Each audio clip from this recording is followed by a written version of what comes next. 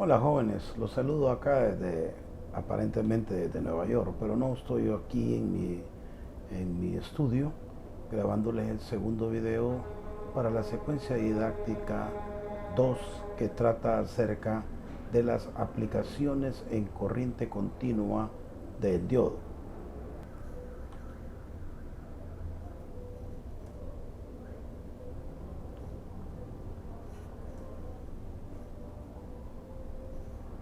Hay que enmarcarnos en que hay una diferencia entre lo que es corriente directa pulsante y lo que es corriente continua.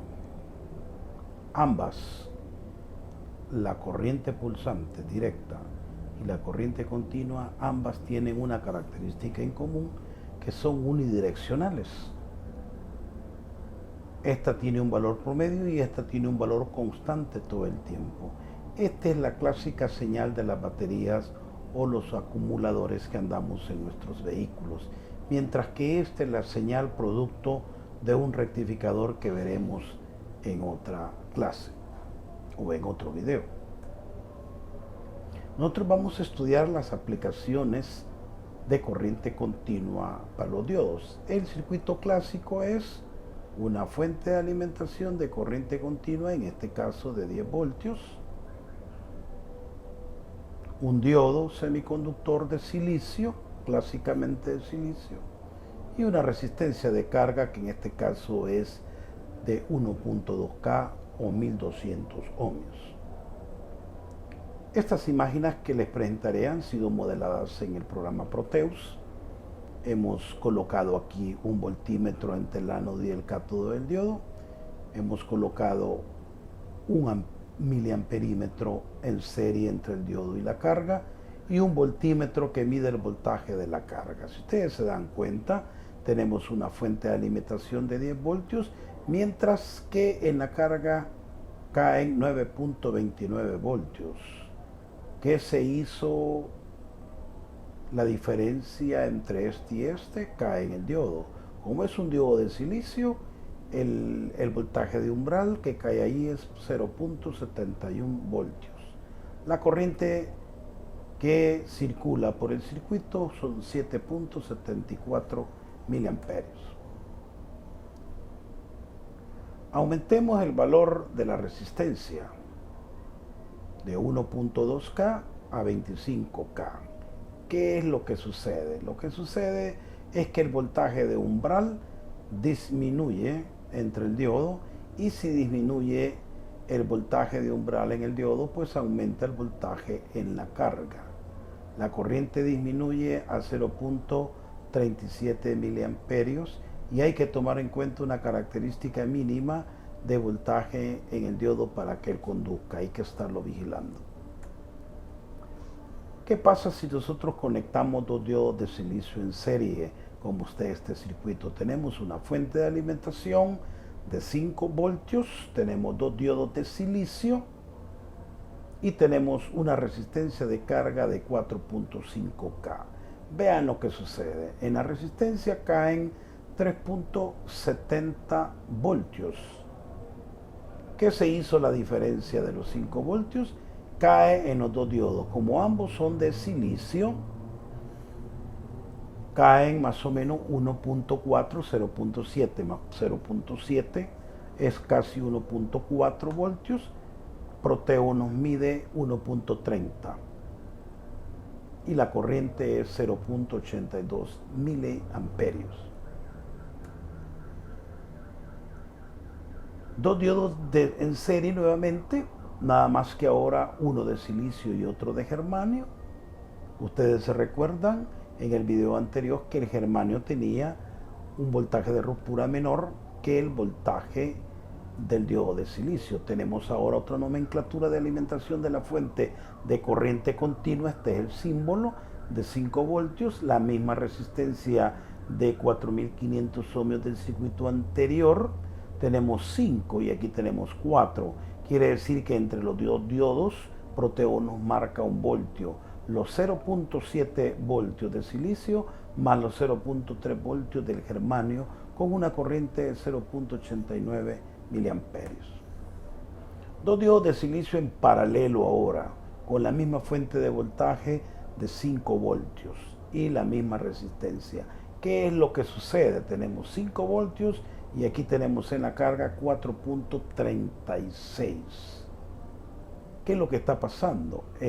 Entre el ánodo y los cátodos de los dos diodos tenemos una caída de 0.64 miliamperios, pero vean ustedes lo que sucede con la corriente. La corriente de la carga es 0.97 miliamperios y esa corriente es soportada la mitad de esta por cada uno de los diodos. O sea, los dos diodos están en polarización indirecta, compartiendo la mitad de la corriente que consume la carga.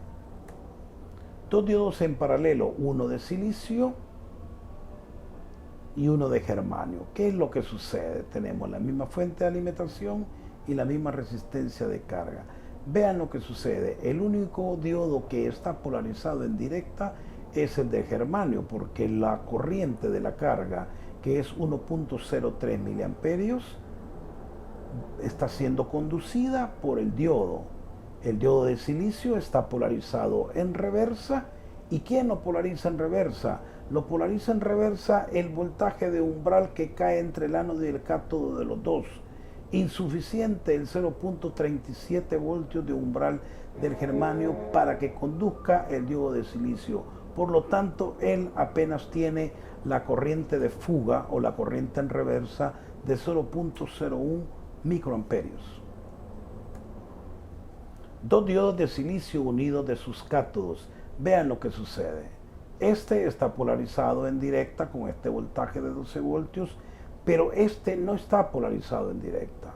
Este tiene un potencial, cuando no está conduciendo corriente por acá, de la referencia que es 0 voltios, por lo tanto él está polarizado en reversa.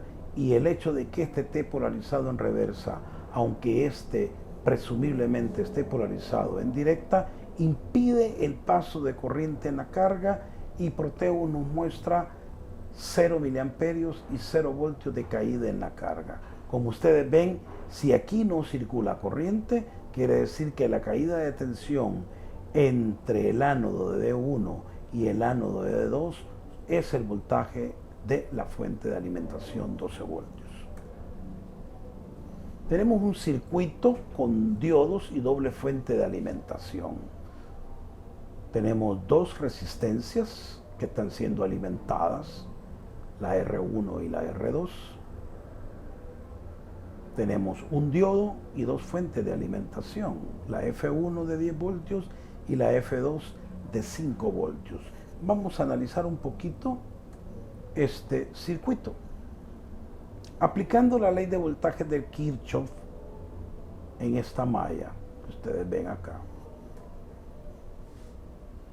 nos da F1 menos la caída en R1, menos la caída en el diodo, menos la caída en R2, menos F2. Según la ley de voltaje de Kirchhoff, eso es igual a 0. Le vamos a poner valores, los valores reales del circuito: 10 voltios, 0.7 que caen en el diodo, y le vamos a dar el valor correspondiente a F2. Como es una caída, es con signo negativo. Sin embargo, el voltaje de la fuente es negativo por la polarización que tiene acá. Agrupando valores de voltaje y corriente, agrupamos los voltajes acá: 10 voltios y 5 voltios, y el menos 7 voltios del voltaje de umbral del diodo 1. Menos por menos da más, por eso que tenemos 5 voltios aquí. Agrupamos porque es la misma corriente que pasa por las dos resistencias, agrupamos la corriente. Despejando R1 y sustituyendo valores de R1 y R2 nos da 10 voltios menos 7 más 5 voltios entre 6.900 ohmios. Esta es la suma de esta resistencia más esta. Operando nos da 2.07 miliamperios, que es la corriente que circula desde el inicio del circuito hasta el final. Luego, encontrando el voltaje de salida, ¿verdad? Nos da que VO, si ustedes se dan cuenta, este voltaje de salida medido contra la referencia. Si nos vamos aquí, este punto es el mismo, quiere decir que VO es la suma de lo que cae en esta resistencia más el voltaje de F2, que es lo que está aquí, vean, R2 más F2. Entonces, VO va a ser igual, quien es BR2 es IR1 que he calculado por R2, esa es la caída en BR2, más el voltaje F2, que es menos 5 voltios. Haciendo la operación, nos da 4.55 menos 5 voltios y el voltaje de salida es menos 0.45. Proteo nos muestra menos 0.43 voltios. O sea que estamos en lo correcto en el análisis que hemos hecho. Otra aplicación de los diodos en corriente continua son las famosas compuertas lógicas, con una lógica RDL que ya no se utiliza, pero sí podíamos formar en aquel entonces compuertas OR con diodos y resistencias. Ustedes saben que las compuertas, o han oído decir por ahí que las compuertas tienen una tabla de verdad. ¿Qué es lo que sucede? Vean ustedes, aquí tenemos dos diodos de silicio alimentados con un potencial V1 y V2. Tenemos una resistencia y la salida de la compuerta es acá en este punto. Si nosotros aplicamos esta tabla de verdad, le aplicamos 0 voltios a ambas fuentes, el voltaje de salida es 0 voltios porque aquí no hay conducción de corriente. Los diodos están polarizados en reversa ambos, por lo tanto no hay conducción de corriente. Y este terminal de referencia se nos muestra aquí como 0 voltios. Si nosotros aplicamos a B1 10 voltios y a B2 0 voltios, este diodo se polariza en directa.